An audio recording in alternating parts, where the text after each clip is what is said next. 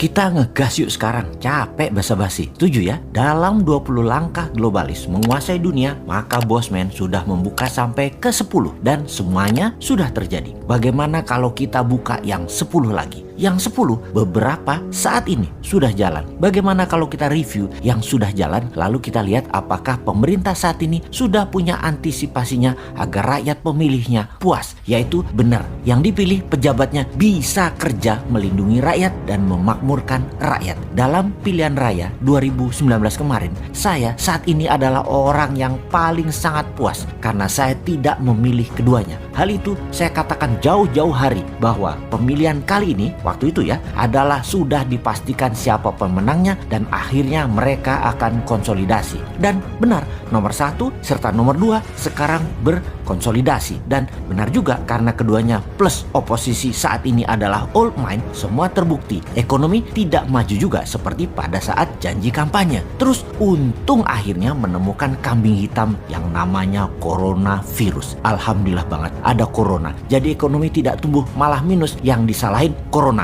Wis, cocok iki. Jadi kita kembali ke topik utama tentang langkah globalis yang nanti mudah-mudahan sahabat bisa menilai sendiri apa yang terjadi dan apa yang dilakukan pejabat kepercayaan rakyat selama ini. Kita bicara gosip dulu. Enak bicara hal-hal yang abu-abu, bener deh. Kelihatan seperti kita percaya teori konspirasi dan menakut-nakuti. Padahal fakta yang kita angkat tetapi pakai pengandaian. Kita mengandaikan kita adalah globalis. Globalis cita-citanya ingin mengendalikan dunia. Maka apapun yang dibuat adalah untuk power jangka panjang globalis berkuasa. Maka kita sebar virus yang lebih mematikan sedikit daripada flu. Lalu kita sebar alat tes yang sangat sensitif. Jadi cepat terdata bahwa banyak yang terpapar dan terpaparnya sangat cepat. Lalu kita beri vaksin yang kemudian untuk mengetes efektivitas vaksin tersebut kita beri tes antigen yang low sensitivitasnya. Sehingga terkesan banyak yang sembuh karena vaksin tersebut. Dan vaksin tidak menyebar virus lagi efeknya. Kesannya begitu. Lalu vaksin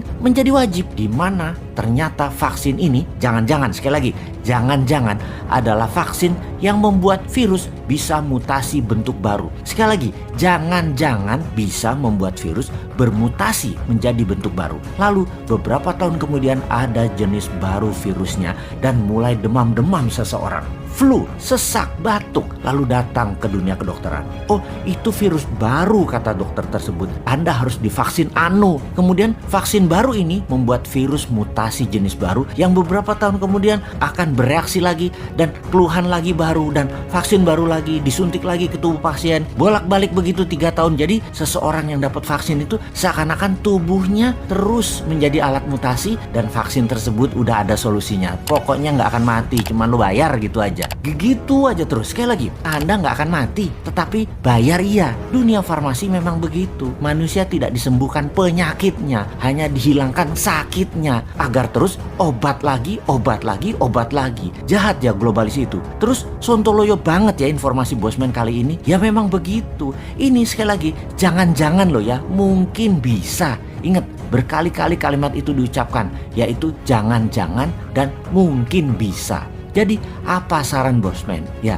pakai vaksin bukan dari bagian rencana globalis seperti vaksin Nusantara. Itu kalau pemerintah saat ini paham bernegara ala kekinian. Sekali lagi, pakai vaksin Nusantara, pokoknya pakai vaksin bukan bagian dari rencana globalis. Dah itu aja. Jadi pejabatnya harus bukan agen kepentingan globalis, tetapi memang pro rakyat. Kalau sekarang pejabatnya cepat sekali actionnya dan terlihat memang jadi agen globalis kelihatannya. Kebijakan dan keputusannya kecenderung pro globalis. Itulah langkah ke-11 dari globalis, di mana langkah berikutnya ketika vaksin sudah disebar, virus corona terlihat tertaklukkan.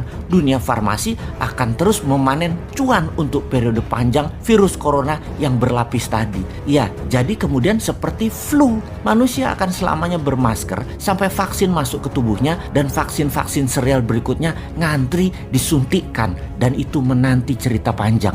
Mulailah apa yang diceritakan Bosman akan HARP atau HARPS sejenisnya di Alaska sudah dimainkan menggunakan magnetic laser beam. Ini informasi baru, ini adalah informasi langkah ke-12 dari globalis. Alat perubah cuaca tersebut banyak negara sudah latihan puluhan tahun. Misalnya Rusia Jepang, Amerika, dan Tiongkok. Mereka bisa merekayasa cuaca dan saat ini mulai dimainkan oleh globalis. Namanya climate warfare, perang cuaca. Wis, iki repot kalau menhannya tidak paham, kalau pejabatnya nggak paham bahwa Tiongkok tanggulnya kemarin hampir jebol diserang pakai hujan 1 bulan di tahun lalu. 3 provinsi Tiongkok kebanjiran di musim yang harusnya tidak musim hujan. Sekarang pun di dunia mulai musim aneh yang bisa membuat food bermasalah. Tanaman akan mati dan binatang ternak akan mati. Bisa terjadi dalam kurun waktu dekat ini atau beberapa bulan ke depan akan mulai dimainkan. Memainkan arah angin itu bisa menyebabkan gempa. Bukan tidak masuk akal loh itu. Cuaca panas terik kali ini dan hujan serta dingin berlebihan mengacaukan food supply, di mana artificial food akan menggantikan semuanya. Siapa raja artificial food ini? Ya nggak salah. Siapa lagi? Ya globalis, yang salah satunya adalah Bill Gates. Mulai paham? Setelah vaksin, biological warfare. Perang apa lagi yang akan terjadi? Benar, climate warfare. Nah, jadi mulai paham kenapa New Mind bilang akan membuat Kementerian Peperangan, Ministry of War. Tuh bener deh, 2024 lama banget dan rindu akan masa depan nih gua nih. Aduh.